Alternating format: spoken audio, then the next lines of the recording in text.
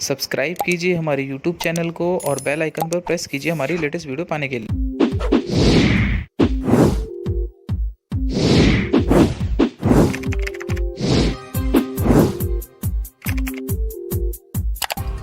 नमस्कार दोस्तों, मेरा नाम है श्रवण और आप सभी का स्वागत करता हूं मैं अपने YouTube चैनल पर। माय डियर स्टूडेंट्स, आज इंजीनियरिंग ड्राइंग और इंजीनियरिंग ग्राफिक्स का लेक्चर नंबर 30 है। My dear students, lecture number 29 में मैंने आपको स्क्वायर थ्रेड के बारे में समझाया था। माय डियर स्टूडेंट्स, आज जिस टॉपिक की हम बात कर रहे हैं वो types of screw threads according to shape का नेक्स्ट टॉपिक है, जिसमें हम नकल थ्रेड पढ़ेंगे। तो माय डियर स्टूडेंट्स, चलिए शुरू करते हैं।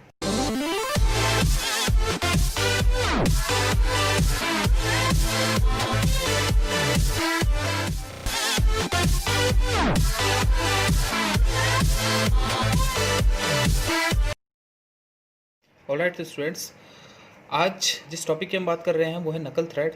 My dear students, lecture number 29 में, इससे पहले वाला जो मेरा लेक्चर था उसमें मैंने आपको स्क्वायर थ्रेड समझाया था। अगर वो आपने वीडियो नहीं देखी है तो ऊपर आई बटन पे प्रेस करके आप वो वीडियो देख सकते हैं। तो चलिए शुरू करते हैं। सबसे पहले हम क्या करते हैं माय डियर स्टूडेंट्स, इसमें हम एक पिच मान लेते हैं, जैसे हम हर थ्रेड के अंदर मानते आ रहे हैं। तो यहाँ पर भी हम पिच मानते हैं। सपोज दैट हम पिच मान लेते हैं 40 mm। देन अब हम क्या करते हैं, एक रेफरेंस लाइन ले लेते हैं। यहाँ पर हम एक रेफरेंस लाइन क्रिएट कर लेते हैं। एक मैं रेफरेंस लाइन ले लेता हूँ।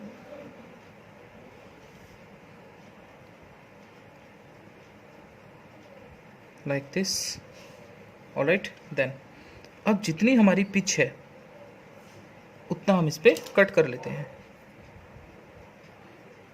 Alright, means 4 4 and again 4 and again 4, और इससे आगे भी हम 4 ही कट कर लेते हैं, ये लाइक दिस।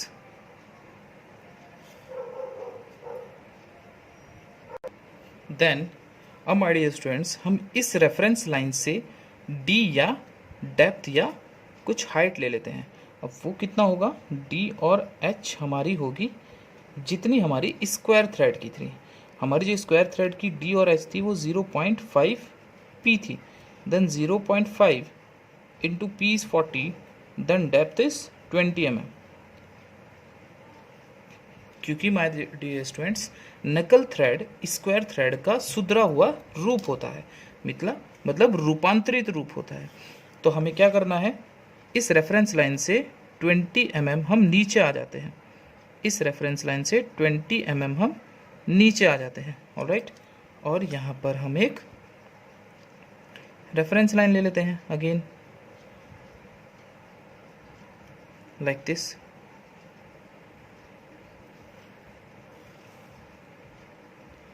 एक रेफरेंस लाइन और क्रिएट कर लेते हैं। ऑलराइट, देन जैसे हमने स्क्वायर थ्रेड को क्रिएट किया था वैसे ही स्टार्टिंग में हम इसको स्क्वायर थ्रेड के रूप में बना लेते हैं। मीन्स हमने स्क्वायर थ्रेड में भी इसका हाफ मीन्स 40 का हाफ, एंड यहाँ पर भी 40 का हाफ पर पॉइंट लगाए थे, 40 के हाफ पर पॉइंट लगाए थे। This one, this one, this one and this one and this one. Alright, then अब माय डियर स्टूडेंट्स, करना क्या है हमको, यहाँ से हम स्क्वायर थ्रेड की तरह ही रेफरेंस लाइन ले लेते हैं। डार्क लाइन नहीं लेंगे हम, रेफरेंस लाइन लेते हैं। ऑलराइट, तो हमें स्टार्टिंग में इसको स्क्वायर थ्रेड की तरह ही बनाना है, like this. Again 20 mm, then ऊपर चलते हैं 20, देन अगेन 20 mm, देन फिर 20 mm नीचे आ जाते हैं, जितनी हमारी पीछे उसका half, then again 20 mm, then again 20 mm ऊपर चलते हैं, ऑलराइट। देन अगेन हम 20 mm आगे चलते हैं, देन 20 mm फिर डाउन चलते हैं, देन अगेन 20 mm आगे चलते हैं, देन 20 mm ऊपर चलते हैं, ऑलराइट। तो इसी अकॉर्डिंग हम इसको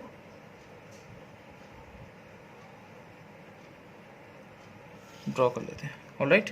देन अब माय डियर स्टूडेंट्स हमें क्या करना है नाउ, अब माय डियर स्टूडेंट्स हमें जितनी हमारी इसकी ये थिकनेस जो हमारी स्क्वायर थ्रेड की थी, इनके हमें सेंटर लेने हैं, ऑलराइट। यहाँ से यहाँ तक जितनी भी डिस्टेंस हमारी 20 का सेंटर लेना है, और जितनी इसकी हाइट है इसका भी हमें सेंटर लेना है, ऑलराइट। जैसे यहाँ पर भी एक मैं थ्रेड ड्रॉ कर देता हूँ, लाइन और ले लेते हैं, ऑलराइट। तो इसका सेंटर अगर हम लें तो यहाँ पर आएगा, एंड हाइट का भी हमें सेंटर लेना है, लाइक दिस, ऑलराइट। अब माय डियर स्टूडेंट्स इन दोनों पर एक सेंटर लाइन ड्रॉ कर देनी है, यहाँ पर वर्टिकली लाइन और यहाँ पर हॉरिजॉन्टली सेंटर लाइन ले लेनी है, लाइक दिस, ऑलराइट। देन अब माय डियर स्टूडेंट्स हमें क्या करना है, हमें कंपास की हेल्प से यहाँ से यहाँ तक की डिस्टेंस कंपास में लेनी है और एक आर्क लगा देना है, लाइक दिस,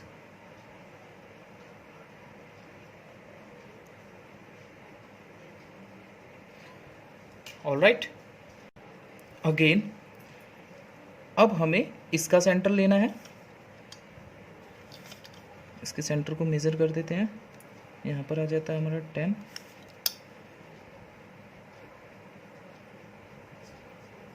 ऑलराइट। इसकी हाइट का सेंटर यहीं पर ही आएगा। तो यहाँ पर हम क्या करते हैं, इस सेंटर को हम आगे बढ़ा लेते हैं, इस सेंटर को हम आगे बढ़ा लेते हैं यहाँ पर, ये सभी के लिए यही हमारी सेंटर लाइन आ जाएगी,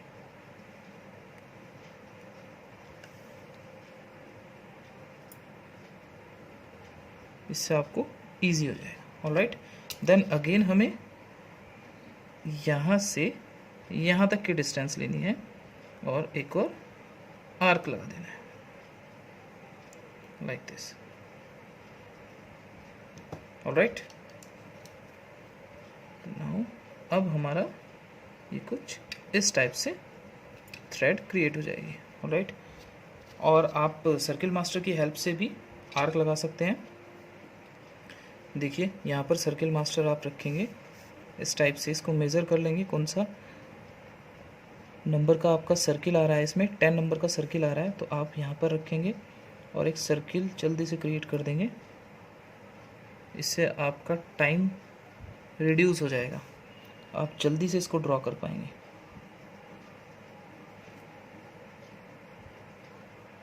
लाइक दिस।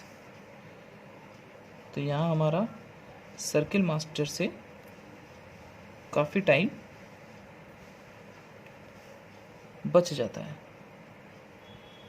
ऑलराइट। तो इस टाइप से आप सर्किल मास्टर की हेल्प से भी इन आर्क को क्रिएट कर सकते हैं, और कंपास से भी आप आर्क को ड्रॉ कर सकते हैं।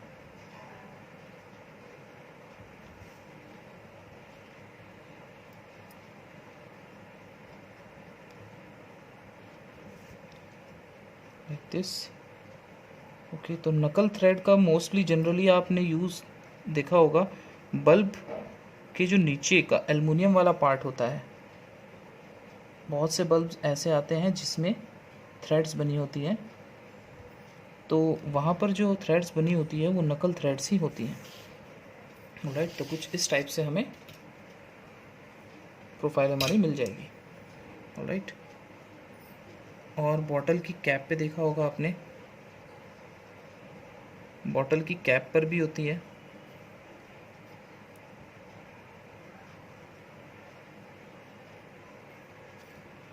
एंड सबसे ज़्यादा जो मोस्ट इम्पॉर्टेंट क्वेश्चन है वो इसका यही है कि ये थ्रेड्स रेलवे के जो कैरेज होते हैं उनकी जो कपलिंग्स होती है उनमें भी इन थ्रेड्स का यूज़ होता है।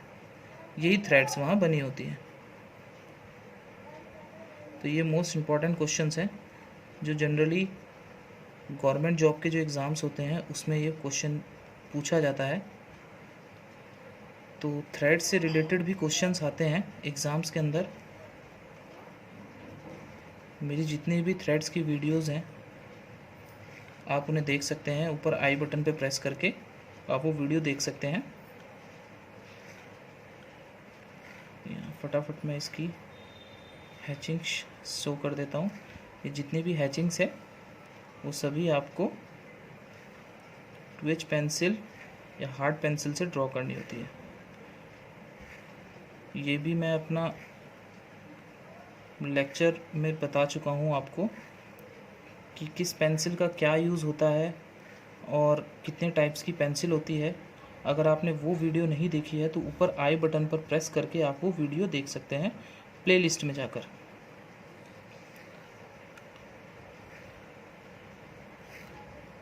ये जो लाइंस हैं हम इनको हैचिंग लाइंस बोलते हैं।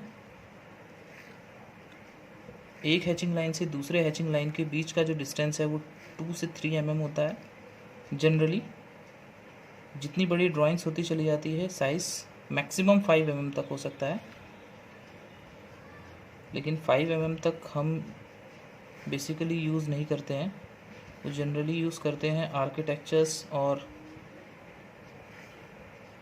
जो मरीन इंजीनियर्स होते हैं उनकी जो ड्राइंग्स होती है वहाँ पर यूज़ होती है, क्योंकि उनकी ड्राइंग्स बहुत बड़ी बड़ी होती हैं। तो वहाँ पर हैचिंग लाइंस को शो करने के लिए हमें स्पेस ज़्यादा होता है, तो वहाँ हमें डिस्टेंस भी ज़्यादा लेना पड़ता है। ऑलराइट, तो अब यहाँ से मैं इनके डायमेंशंस शो कर देता हूँ। This is the radius of are.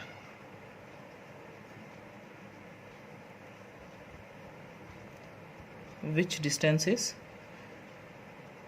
r equals to 0.25 p हो जाएगा। ऑलराइट, दिस इज द, यहाँ से यहाँ तक जो हमारी डिस्टेंस थी वो 0.5 p थी, तो उसका हाफ ये रेडियस हो जाएगा। ऑलराइट, नाउ अब जो हमारी पिच होगी माय डियर स्टूडेंट्स, वो पिच हमारी हो जाएगी इसके सेंटर से और इसके सेंटर तक की। ये हमारी हो जाएगी pitch.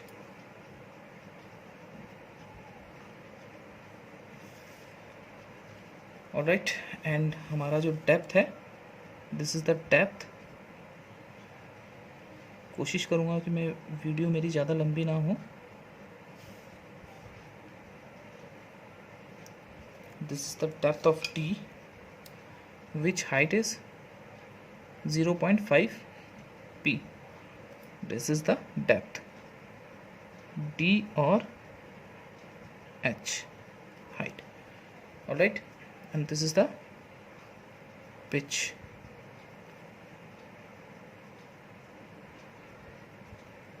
This is also r.